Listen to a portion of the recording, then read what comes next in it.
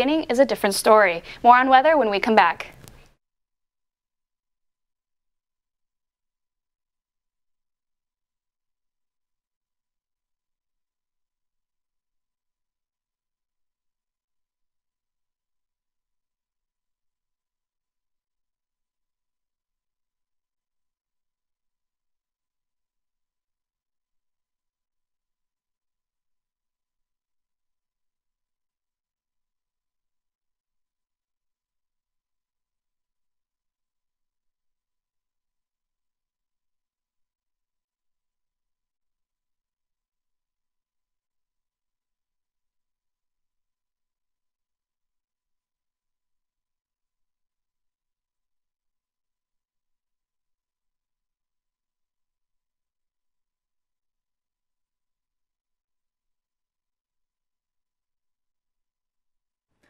This week on HTF, we're diving deep into the big topics encompassing today's sports world.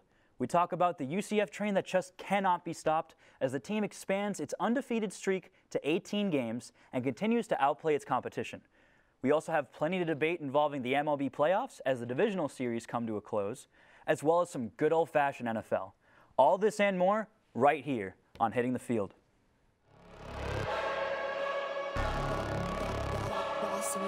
Things gon' change when I really hit the field. Undefeated chance, man, you know what's the deal. Tryna find a kid, I'm in the field doing drills. Boy, you just a sucker, you ain't never keep it real. 3 rings in my hand, I'm a warrior to the max. When I hang it up, they gon' have to give me blacks. Step up in the building and I only bring the facts. When I make a highlight, they gon' replay, run it back, okay? Always locked in, I don't got time to lax. Saying he the best, he could take a lap. Batted 1,000 when you check the stats. Boy, is you ready? You ain't gotta ask.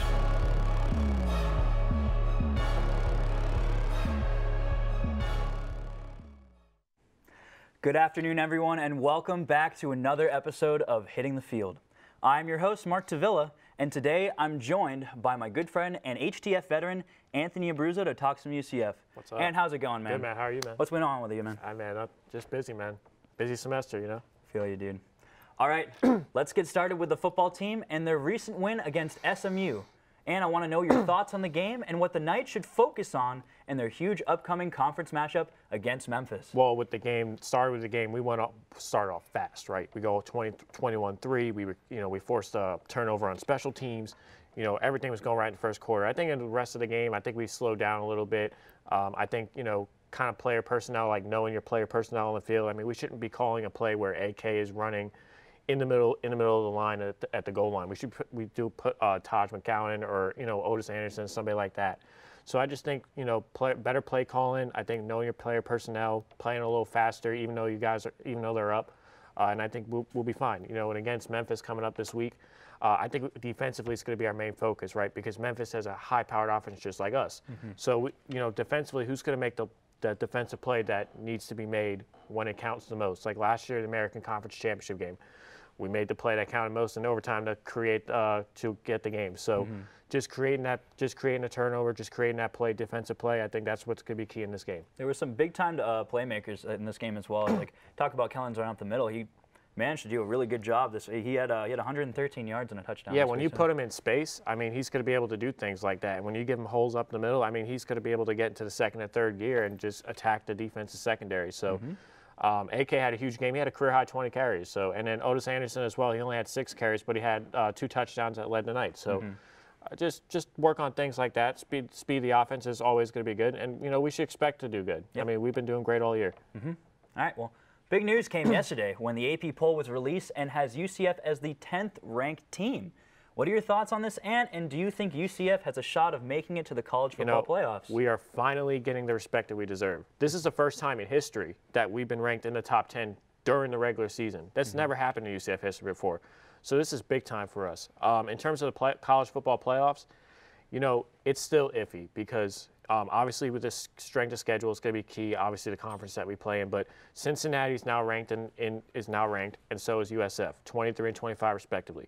So if we could play both of those teams and they're both ranked and we win those games, that's a huge boost in our strength of schedule. We have Memphis coming up this week. I don't know if they're ranked or not, but I do think they're still a very good team. No, it's a great team. It's a really good kind of revenge kind of playoff. It's like a revenge game from last year, obviously, with the conference championship. It's gonna be something special to watch. And remember, we blew them out in the the previous game during the regular season last year. So it's gonna be a revenge game, and we'll got to see what happens. No, it's just amazing, like the level of competition that we've been playing. It's just insane, like with what we're able to do, even with kind of like a performance like last week against SMU, where we didn't seem like we were perfect, but we still had it's a 28-point deficit. Yeah, I mean, we expect perfection now, right? We expect to be like great every time. We just can't expect that all the time. I mean, we got to have some mistakes at some point. That's what football is. It happens. So it's bound to happen in general. So transitioning to another good team in men's soccer, the team has gotten off to a great start this season, including a 3-game winning streak and a strong outing against Jacksonville, in which they scored 8 goals. And what has stood out most about this team? So what stood most about this team is that they're gritty, right? They play for each other. Very good offensively. Obviously, 8 goals the other day. They scored another 4 goals the other day. So 12 goals in the last 2 games. I mean, who's ever heard about that? And then soccer before. Soccer is usually low scoring, like 3 goals maybe at the most. So I think they're playing well together. They're playing for each other, and they're very underrated because we don't really recognize them as much because it's mainly because of the sport. But I think we should start paying attention more up close about them, and just just in general, just making sure that we pay attention. We got some great talent on that team. For one instance, like Cal Jennings, who's able to create all those chances to be able to make those shots on goals and those assists. He's really just creates such a huge dynamic for that team. It's really helpful. Yeah, absolutely. All right. Well, what else about UCF soccer? You got you got Cal Jennings. You got Calabrese, who's a great coach, I got to say. He's been phenomenal. Ever since he took over, the program's been on the rise.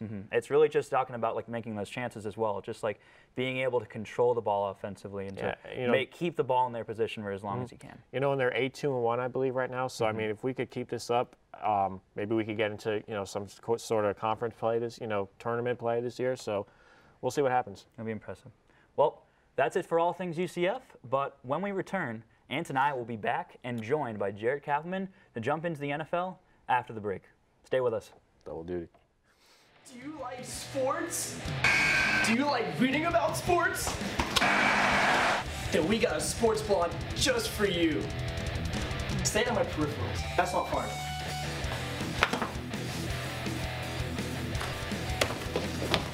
Hitting the field. The first student-run sports blog. For sports fans. By sports fans. See, it's all about the product shot. Where do you want me to stand? Don't talk though, I want them to see the whole. Hitting the field. We cover football. We cover basketball. And so much more. He's out! By sports reporters. And Meech. What up? Watch the show and read the sports blog. Hitting the field! Today, when you have multiple devices at your fingertips, wouldn't it be great if you could run the software you need on all of them? Well, now you can. UCF Apps is a new and innovative way for you to access the applications that you need to get your coursework done from any PC, Mac, tablet, or smartphone.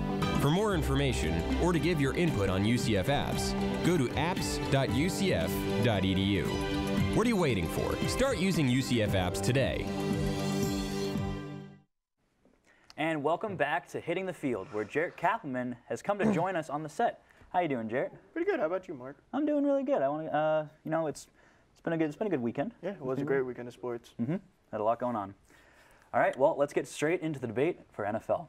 After 5 weeks of football, 2 teams still stand unbeaten: the Kansas City Chiefs and the LA Rams.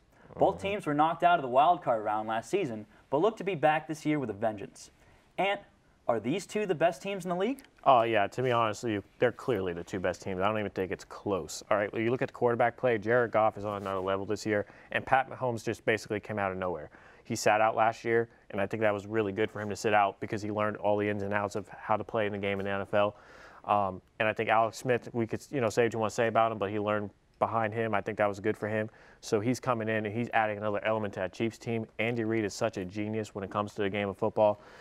former coach of the Eagles. So, and I think, you know, they have all the weapons that they have between Tyreek Hill and Sammy Watkins. And for the Rams, they got Brandon Cooks and they got Todd Gurley. I think offensively, they're both juggernauts. I think defensively is the only thing to be concerned, but I still consider them the 2 best teams in the league. No doubt. You got Mahomes. You're talking about like I'm working under like a game manager like Alex Smith. Like maybe not be like one of the most like just pulverizing kind of like players or, like in quarterbacks in the league. Mm-hmm. But he's just I think that time to kind of work under someone really gave Mahomes like the ability to like perfect his craft. Jay, Yeah, what do you got to say? For sure, the Rams are definitely the best team in the NFL. My whole thing with the Chiefs is, I mean, yes, they are the official adopted team of hitting the field. So I love the Rams or the Chiefs, my bad. But they always do this in the playoffs. They just fall off. Last year, Kareem Hunt started off with these record-setting numbers, and then after the bye week, just fell off. My whole thing is, can they just put it together for a whole season? That's the only thing I'm worried about. We've seen it time and time again. Like they were up 18 in the wild card game last year, didn't even score in the second half. Andy Reid is not the best playoff coach statistically. I mean, we've seen him blow games even with the Eagles and stuff. So my whole thing is just, will the Chiefs put it together for a whole season? Because I think the real test is this week against Tom Brady, primetime football game. Mahomes finally like in like the spotlight. Like, okay, yes, they played the Broncos on Monday night, but this is like a real spotlight against Tom Brady. And the Chiefs really like are known actually for playing pretty well against the Patriots Yes. early on in the season. So who knows? Who knows what we're going to get out of them? Yeah, and like especially like coming from the both of you guys, like Eagles fans, having worked with like Andy Reid, like knowing his game plans and everything, like playoff wise, like what do you guys think? Like, I mean, to me, I think this year's a little different. It just feels different because of Pat Mahomes as a quarterback, you know, and I think they have all these weapons around. You know, you got one of the best tight ends in the game in Travis Kelce. I just think we have to wait it out, let it play out this year. I get where Jarrett's coming from, but I just think this year's different for the Chiefs. I really do. all right. It's tough just because we saw them blow an 18-point lead last year, and then the year before we saw them lose a game in which the Steelers didn't even score a touchdown at home. So We're looking forward to that game. We're looking forward to that matchup. So in one of Week 5's marquee matchups, the Minnesota Vikings went back to where their season ended last year in Philadelphia and picked up the win. The Vikings improved to 2-2-1, while the Eagles dropped to 2-3. The Eagles have had the worst 5-game start for a reigning Super Bowl champ since 2006. Jarrett, what's wrong with the Eagles, man? Jalen Mills. Jalen Mills. I mean, it's all the DBs collectively, but realistically, if I see Jalen Mills bite on another double move, I might go out there and just try out for the position. Because if you look at it, we played the Colts, which was against our former offensive coordinator. He literally ran like 8 double moves, and I think Mills bit on 6 of them. We played against our quarterback coach, who's now the offensive coordinator for the Vikings. He bit on at least 4 double moves yesterday. It's like everyone knows, oh, just run a double move on Jalen Mills. The Falcons did it week 1. The Titans did it last week. Jalen Mills got absolutely torched last week against the Titans. Jalen Mills got torched again yesterday. You see Fletcher Cox yelling at him to get off the field when he's chirping at Thielen. Like, there's some issue with Jalen Mills. He got yes, it's easy to throw the blame on one person. Yes, the whole team together is not playing well.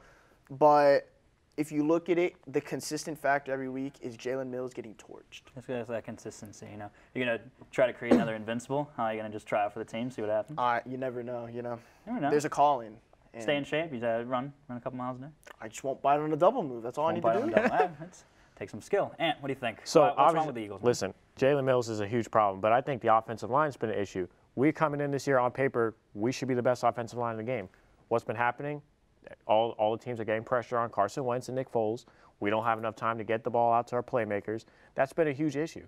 You know, Carson Wentz comes back from his knee injury, and they're testing a knee injury out. He can't stay in the pocket. He's got to be able to get out. But when he gets out, we have too much pressure. That's a huge issue. Carson Wentz needs time to get back, ease in, and he's not getting that time. Offensively, we've been struggling, right? You know, defensively, secondary's not that great. We're not getting enough pressure up in the middle to get to the other opposing quarterbacks. We're just a mess right now. I think we're in a Super Bowl hangover right now in terms of, you know, it happens every year. So I just think we have to relax, take some time, and just get ready for the next game. Right. You know, you talk about like actually like, you know, mentioning like a full unit of the team itself when like Jarrett had just one single person he's talking about. It's not just Jalen Mills. It's not just it's a Mills. Combination of everybody. The defense, it's Jalen Mills, I think. I think the biggest problem on defense is he's a member of the defense. Jalen Mills. But like the whole thing is, if the defense isn't creating stops and we got to go 75 yards every single drive because it's just touchdown after touchdown or field goal, it's like, what more can you do? Like, I feel like Wentz did everything in his power yesterday, which what he was given. Yes, Absolutely. The offensive line is shaky. Ajayi fumbled a ball in which nobody touched him on the 3-yard line. That can't happen. Michael Bennett got called for roughing the passer. Like, oh, don't get me started on that call, man. Do not get me started on that call. It's important. You got to be able to protect Wentz, especially after getting hurt later on in the season. I said it yesterday. He's going to get hurt again at this rate. You can't protect him. All right. Well, the Eagles' division rival Redskins head to New Orleans looking to take the division lead in the NFC East, while the Saints look to take first place back in the South. However, there is more on the line in tonight's game. Drew Brees looks to make history tonight as he needs 201 yards to become the NFL's all-time leading passer. And how big of a deal is this? Can you tell me in a quick answer, please? Yeah, I think it's huge. You know, I think Drew Brees has been underrated during his entire career. So I think this is huge. And also, he has a chance to get 500 touchdown passes tonight as well if he gets 4. So this is a huge deal. Jay, what do you think? Records are meant to be broken, and I think it's going to be exciting to see on the national stage Drew Brees break a huge record. I mean, Hall of Famer. You know, it's just impressive what he's been able to build. Top 5 quarterback of all time, in my opinion.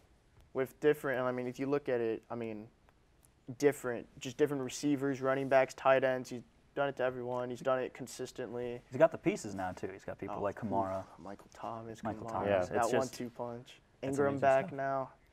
That team's scary. They got a good offensive line, too. They're scary. They're scary, man. All right, well, I am definitely looking forward to that tonight. Well, coming up after this commercial break, we will be heading into the baseball diamond to talk some postseason action. Stick with us.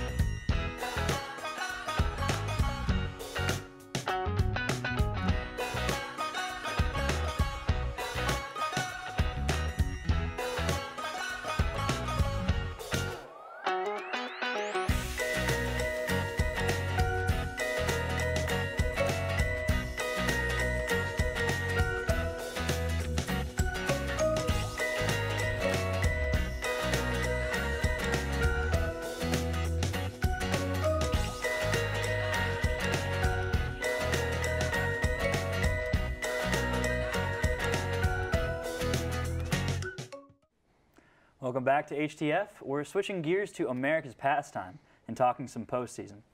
First, the NLDS yesterday. The Brewers ended the Rockies season with a 6-0 victory for the sweep. Milwaukee has now strung together 11 straight victories as they head home to host the NLCS. Jarrett, how good is this Brewers team, man? I said it coming into the playoffs, going into that tiebreaker game, that they were the best team in baseball, and I'm sticking by that. They have the hottest player in baseball right now in Christian Yelich. He's hit 16 home runs in the last month of the season. He hit 320, whatever. He was literally a home run and 2 RBIs away from the Triple Crown. And the whole team, they had the experience. They have Lorenzo Cain and Mike Moustakas, who had been there, won the World Series, been there twice. And all in all, I mean, if you just look at how the Brewers literally just streaked at the end, baseball is the game of, I say it all the time, the game of survival. It's getting there to the end of the season, and it's whoever's the hottest team in October, and frankly, I think it's the Brewers. Just Christian Yelich, it's just important to have like that kind of piece in them. Christian Yelich is this MVP performance he's kind of putting up it's insane. And it's just really, I think it's going to help them. I think it's going to take them straight. Goes to show you, the Marlins screwed up. Yeah, you could thank the Marlins for that, I hate Milwaukee. Jeter still. And what do you got to think about the Brewers? So, I think they peaked at the right time. So, knowing the last season, Christian Yelich has just been huge for them. Pitching has been really good. And, defensively, they've been great. I just think if the Brewers just keep up what they're doing and they just stay hot, I don't see either the Dodgers or the Braves getting past them for the World Series. I think the Brewers are that good. The Dodgers are hot right now with Kershaw, and it's just but I think the Brewers are so much better, man. No, I can agree with you there. All right, so in the NLCS, the Brewers will face the winner of the Braves-Dodgers series, which has extended to a Game 4 today after Ronald Acuna and Freddie Freeman both went yard yesterday in the Braves' 6-5 win over LA. And can the Braves finish the comeback? Unfortunately, I don't think so. This is a great story, though. The Braves, they weren't expected to do anything this year, right? So the fact that they made it all the way this far, they got into a Game 4 today, I think it's great for the Braves. I think it's great for their season, and I think they can move on past this. This is the Dodgers' chance to try to rewrite a wrong from last year. And so I think they're just too good. They have too much experience, and I don't see them getting past the Dodgers today. Yeah, some great spaces and everything. They have when you have Machado, who we have no clue what the heck's happening after the season ends for them. But the pieces that they have there are just phenomenal. But like we said before, do you think the Dodgers are able to kind of compete with a team like the Brewers? But even then, to come with that before, what do you think about the Braves here? I think the Braves are going to win tonight and push it to that Game 5. You do? The whole thing though is you're going to get Kershaw in a Game 5. Where's he going tonight? I think they said they were going to save him for Game 5. I'm not 100% sure. I don't know. But either way, it's I just see the Braves, all this momentum. Acuna, what were you doing when you were 20? Were you hitting grand slams in Game 3 of the NLDS? I was sitting in my dorm room playing Xbox. That's what I was doing. Well, see, I'm not 20 yet, so I don't even know what I'm going to be doing when I'm 20. That's future Jared here. I could be in the MLB hitting home grand slams in the NLDS. We don't know. I could be. We don't know what's going to happen. We never know what the future holds. My whole thing with the Braves is it's just, I said it, the young blood, just the young, not the inexperience, which is, this hunger. We want to win. We want to prove everyone wrong. They're the youngest team in baseball, led by Freddie Freeman, one of the oldest guys in baseball. I just see them pushing it to a Game 5, but then Game 5 in LA against a team that was in a Game 7 for the World Series last year. That's when the experience factor comes in. That's when the Game 5. That's when the experience factor comes in. But I really don't see them completing it, but I definitely see them pushing it to a Game 5. Mm-hmm. All right. Well, as much as you can expect out of a young team. It's like the Atlanta Braves. They are eventually going to be something special and something hard to take. Yes, I mean this wasn't supposed to happen for another 2 to 3 years, and it's happened now. Yeah, it's just impressive in general that they're able to make it this far. They're going to be scary in a couple of years, man. Going to be scary in a couple of years. All right. Well, let's transition from the NL to the AL, where the Astros are looking to complete the sweep over the Indians today. In Games 1 and 2, the Indians have had no answers to the Astros pitching. Jarrett, can the Astros pitching propel them to repeat? Of course. I mean, better pitching will always be better hitting. The Astros had the experience that, we talk about when in those Game 7s when it comes down to, I mean, Justin Verlander went from amazing to just, mediocre, comes with the Astros and is amazing again.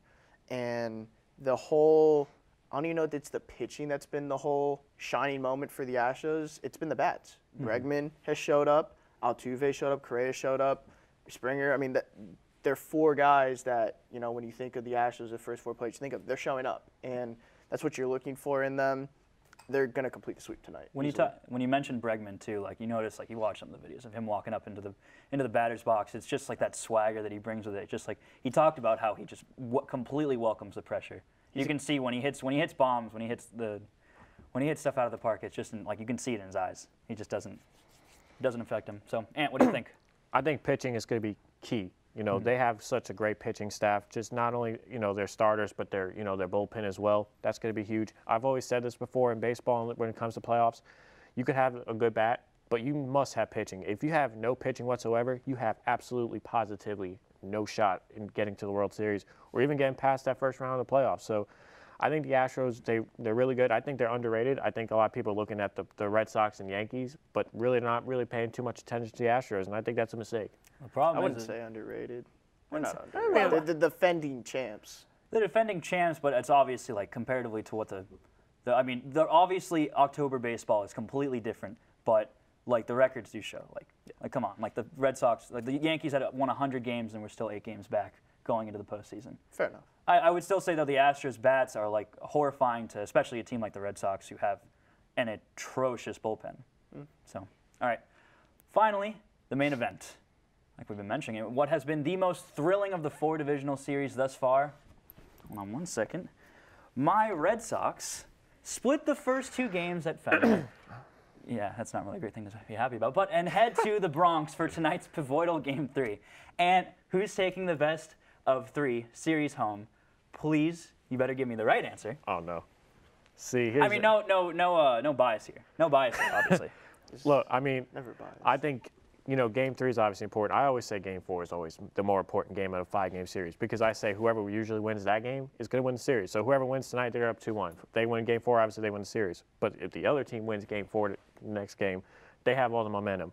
I hate to say it, but I do think the Yankees are going to win the series because there's a reason why they did trade for Giancarlo Stanton. And I think him and Aaron Judge is just going to be too much to handle. All right, so we heard enough from that about the Yankees. First of all, Game 4 cannot be the most important game in a 5-game series when it's not even guaranteed that you get to Game 4. So Game 3 is the most important. I mean, they are guaranteed to get to Game 4, though. Well, no, I'm saying, but Game 3 is always the most important in a 5-game series because it's either to go up 2-1 or to go win the series. But regardless of all this talk and nonsense, the Yankees are garbage.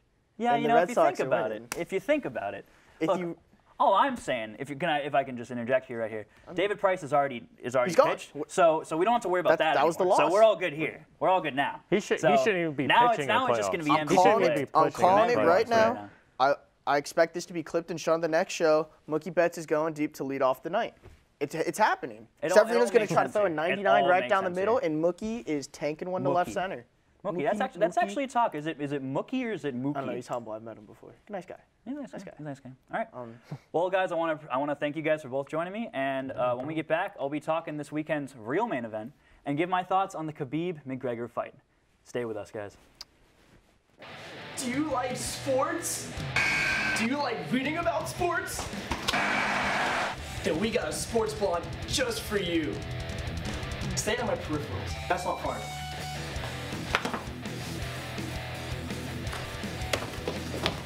Hitting the field. The first student-run sports blog. For sports fans.